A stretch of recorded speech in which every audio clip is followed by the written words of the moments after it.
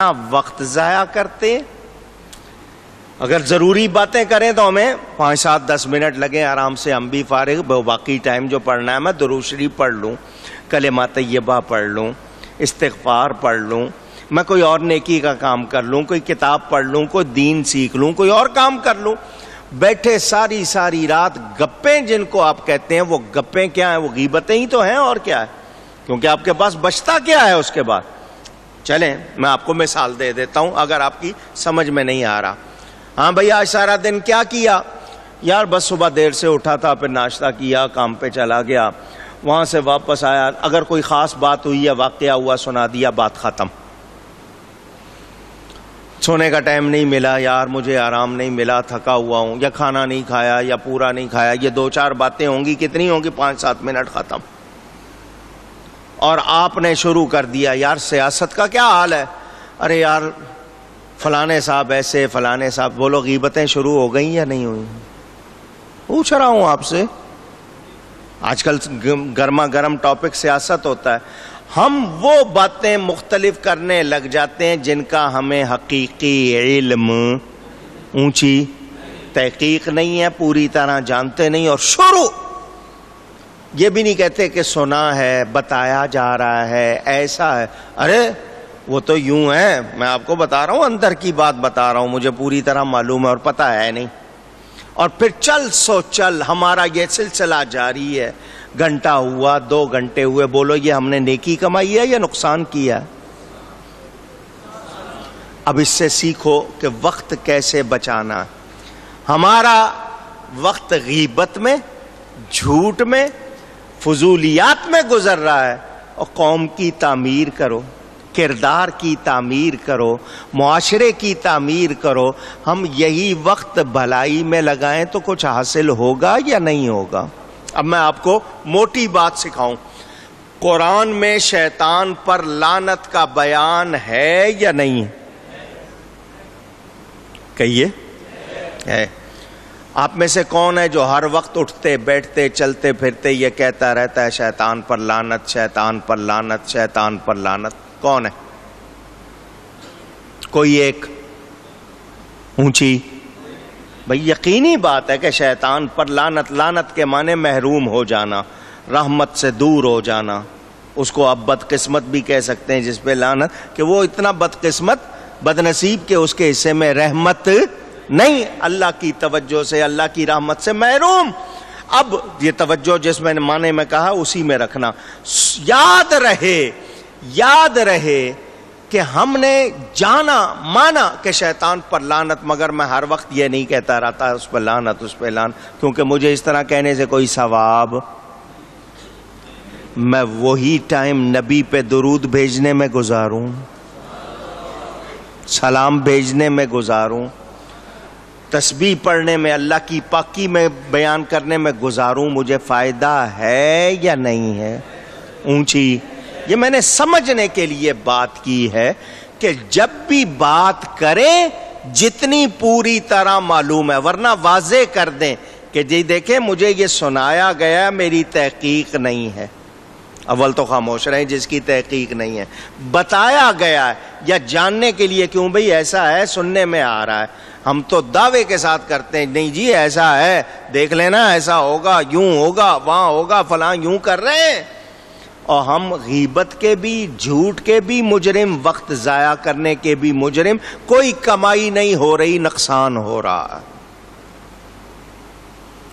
خواتین میں فلاں کے پاس گئی, اس نے میرے ساتھ یوں کیا, اب کیوں سنا رہی ہے اس کو, اس سے بدظن کیوں کر رہی ہو؟ اگر اس نے تم سے کسی وجہ سے, کوئی وجہ ہے تمہارے ساتھ اچھائی کے ساتھ کوئی پیش نہیں آئی, تم دوسرے کو سنا کر اس سے بدظن کیوں کر رہے ہو؟ مسلمان کے لیے مسلمان کے دل میں برائی کیوں ڈال رہے ہو؟ میں نے بتایا نا, یا تو عقیدہ خراب ہو یا واقعی بدکار ہو, اس کے علاوہ کیوں؟ لیکن یہ ہمارا کاروبار ہے, تو ہم کوئی کمائی کر رہے ہیں. اونچی اونچی.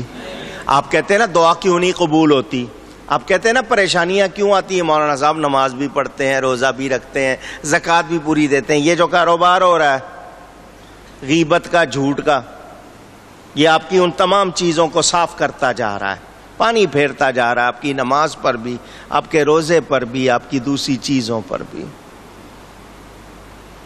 بڑی مشہور حدیث ہے، آپ نے سنا ہوا ہے، ایک عورت بہت نیک تھی، نماز روزے کی بہت پابند، زبان کی مزاج کی اچھی نہیں تھی، اخلاق کی اچھی۔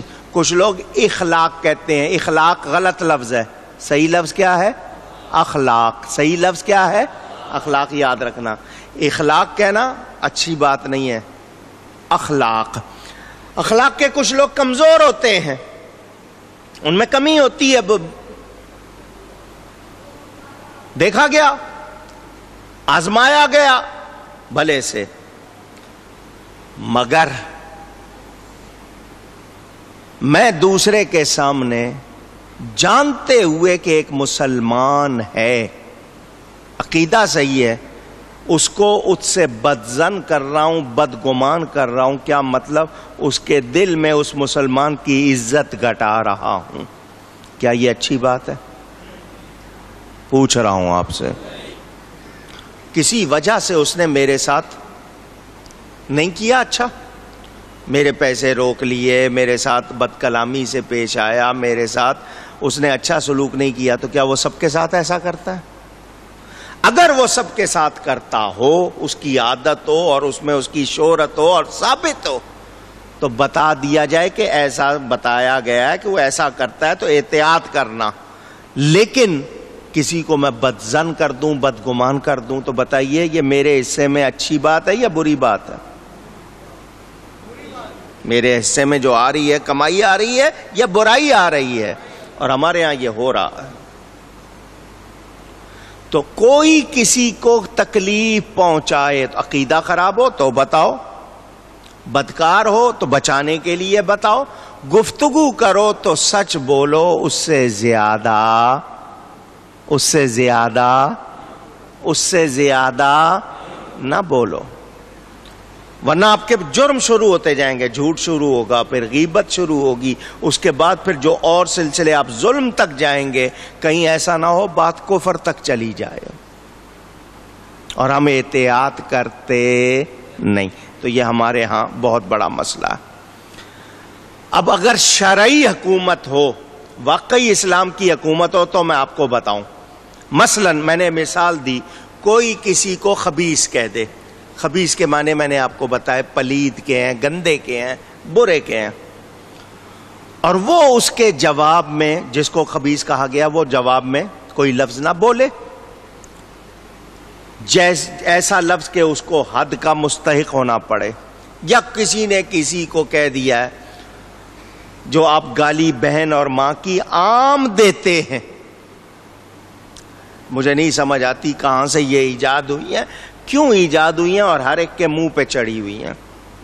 ماں بہن کی گالی دے دیتے ہیں، فوراً زانی کہہ دیتے ہیں آپ اس کو کہ تو نے یہ حرکت کی ہے، اس کے جواب میں وہ آگے سے نہیں کہتا، تو جو جس کو کہا گیا اور وہ ایسا نہیں، شرعی حکومت ہو تو مقدمہ ہو جائے اور کہنے والے کو سزا ملے۔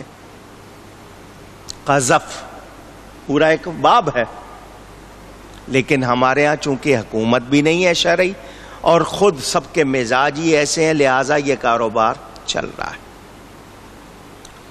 اب اگر کسی نے کہہ دیا، شریعت کا مسئلہ میں کر رہا ہوں، بتا دوں، کسی نے کسی کو زانی کہہ دیا، زنا کرنے والا کہہ دیا، یا خبیث کہہ دیا، اس نے جواب میں کہہ دیا کہ تو ہے ایسا، تو یہ کرتا ہے، تو جواب دینے والے پر حد کا اطلاق ہوگا۔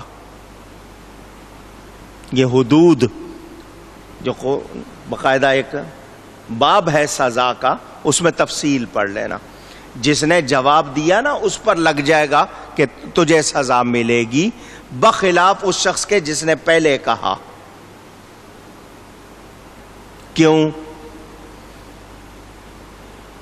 کہ اس شخص نے اس کو جو کہا ہے تو کیوں کہا ہے؟ اس نے اگر کہا تھا تو وہ مجرم تھا، اس کو وہیں تک روکا جاتا، اس کے پاس توبہ کی گنجائش تھی، اس نے کہہ کر کیا کیا؟ وہ بات جو واقع میں تھی یا نہیں تھی، اس نے جو کہی ہے تو کیوں کہی ہے؟ کسی کو ناحق مارا پھر اس نے جواباً اسے مارا تو دونوں کو سزا دی جائے گی. اب جس نے زیادہ مارا اس کو مجرم کہا جائے گا, لیکن سزا دونوں کو ملے گی. تو یہ ایک وہ معاشرتی مسئلہ کہ ہم اگر اپنی برداشت, اب میں نے آپ کو بتایا پھر بتا رہا ہوں, انسان پر سب سے زیادہ آفتیں مصیبتیں اس کی زبان کی وجہ سے آتی ہیں. کس وجہ سے؟ سب کے سب ذرا آواز لگائیں تاکہ آپ کو یاد ہو جائے.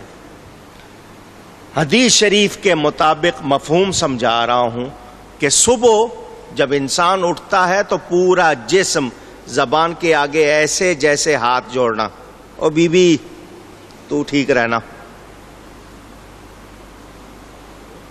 جیسے ہاتھ جوڑنا نا کہ تو ٹھیک رہے گی تو ہم سب ٹھیک رہیں گے, اگر تو ٹھیک نہیں رہے گی تو ہماری خیر نہیں. اب سن لے, زبان نے کوئی لفظ نکالا وہ تو 32 دانتوں میں بالکل خیریت سے بیٹھی ہے, پورا جسم بھگت رہا ہے یا نہیں بھگت رہا؟ گونسے چل رہے ہیں, لاتیں چل رہی ہیں, جو کچھ ہو رہا ہے پورا جسم بھگت رہا ہے یا نہیں بھگت رہا؟ زبان محفوظ بیٹھی ہوئی ہے کہ تیری وجہ سے ہم بھگتیں گے. اب وہ لوگ جو قوم کی زبان ہوتے ہیں, لیڈر انگلش کا لفظ ہے, آپ کے رہنما پیشوا جن کو آپ کہتے ہیں, جو آپ کے ترجمان سیاسی وغیرہ جتنے, وہ بولتے ہیں وہ تو ہو جاتے ہیں محفوظ. قوم بھگتتی ہے یا نہیں بھگتتی؟ پوچھ رہا ہوں آپ سے, یہ سمجھایا گیا ہے. اسی لیے علماء ٹھیک ہوں گے, عوام ٹھیک ہوں گے, پیر ٹھیک ہوں گے, مرید ٹھیک ہوں گے, ماں باپ ٹھیک ہوں گے, اولاد ٹھیک ہوگی. جو اداروں میں جن کو آپ مالک یا آقا کہتے ہیں, باس جو آپ کے, وہ ٹھیک ہوں گے, آگے عملہ ٹھیک ہوگا یا نہیں ہوگا؟ صدر وزیر ٹھیک ہوں گے تو ملک ٹھیک ہوگا یا نہیں ہوگا؟ جب صدر کہے کہ یہ قرآن حدیث نہیں, وعدے کو کہے, جب وہ رشوت کو اور سب چیز کو جائز سمجھے تو قوم ٹھیک ہوگی؟ پوچھ رہا ہوں آپ سے, بولے. اب ماں بیٹی سے خود کہے جا دیکھ تیری بھابھی کس سے بات کر رہی ہے, کان لگا کے سن, تو وہ برائی کو بڑھا رہی ہے یا اچھائی کو؟ اونچی. آپ خود اپنے بچوں کی جو تربیت کر رہے ہیں, کل وہ آپ کے سامنے آئے گی. کانسیکوئنسز انگلش میں کہتے ہیں نا, نتائج, اثرات. ہم یہ نہیں سوچتے کہ ہم کیا کر رہے ہیں, ہمیں جو پیش آ رہا ہے اس پہ شکایت کر رہے ہیں. ارے میں نے کہا نا ماحول بناؤ. آپ کہتے ہو میرا حق مجھے ملنا چاہیے, تو اس حق کے ملنے کے لیے مجھے اپنا فرض بھی ادا کرنا چاہیے. میں چاہ رہا ہوں مجھے تنخواہ وقت پہ ملے, پوری ملے, بلکہ بونس ملے, زیادہ ملے, انکریمنٹ ملے, مجھے شاباش ملے, سرٹیفکیٹ ملے, مجھے تحائف ملیں. میری ڈیوٹی شروع ہو رہی ہے 8 بجے, میں پہنچ رہا ہوں 10 بجے. میرا کام جتنا کرنے کا ہے وہ میں نہیں کر رہا, تو کیا مجھے حق پہنچتا ہے ان سب چیزوں کا؟ بتائیے, کون ڈیوٹی دے رہا ہے؟ مزدور کے سر پہ کھڑے ہو کام کر رہا ہے, ہٹ جاؤ, وہ بیٹھ جاتا ہے.